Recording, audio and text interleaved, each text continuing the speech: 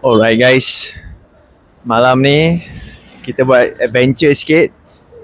Kita jalan kaki daripada hotel pergi ke Kuba Walkway. Daripada Kuba Walkway tu straight je boleh sampai ke Masjid Kuba.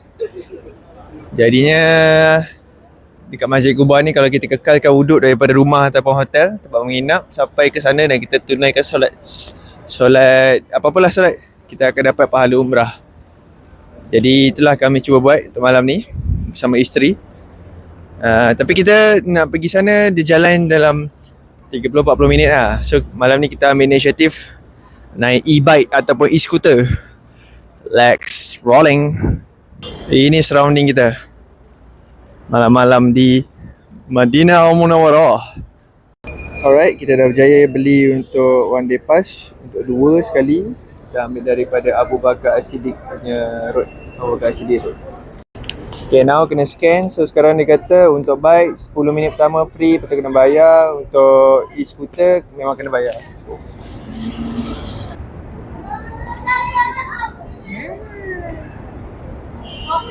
a few inches later.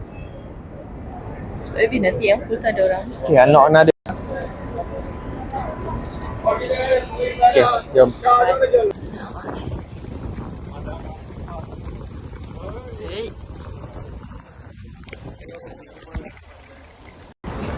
Okay, kita dah setengah jalan. Karim, kita dah tukar bike 2 kali.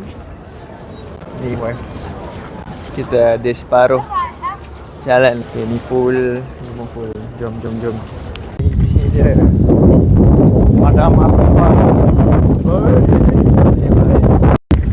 Alright, depan tu Masjid Kuba dah dekat dah. Kita tukar lagi satu bike dah.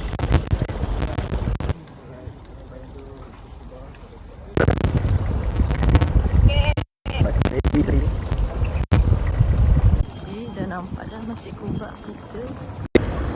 Okay guys, kita berjaya sampai di Masjid Kuba dengan berbekalkan skuter elektrik. Wuduk masih ada. Kita akan solat 2 rakaat di sini. Okay, jom kita masuk melalui pintu 15. Kita buat pusing sikit sekeliling Masjid Kuba bahagian depan.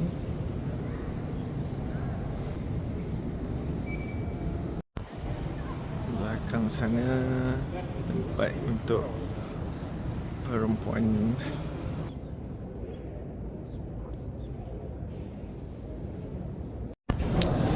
Kita jalan-jalan kat luar pula. Nak pergi tengok telaga dan juga apa nama kita panggil tu, ambil gambar dekat luar lah.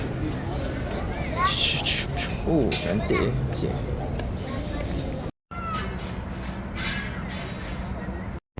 Guys, quite random tiba-tiba terjumpa Al-Shirah Journey to Kuba. So dia macam museum macam tu lah. Kita jumpa terus lah kita nak masuk. 24 rial seorang. Let's go. Kita tak jadi masuk sebab dia tak ada no English, only Arabic dan kita tak faham. Nampak pernah. Ni pula Bustan ni kita tak masuk lah. Ni di mana tempat first tempat Nabi Muhammad sampai di Kuba sebelum membina. Sekeliling Kuba ni ada tempat-tempat hipster Sini ada cermin pula dia buat, boleh nampak reflection Kuba, Masjid Kuba. Kat guys, dia punya vibes ni menarik. Wife dia dah beli strawberry. Dia nak nampak benda lain pula. Jom.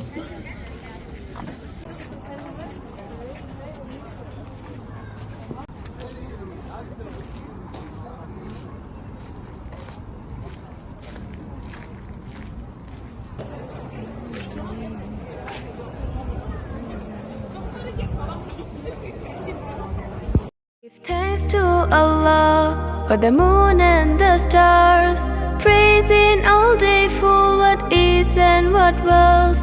Take hold of your iman, don't giving to shaitan.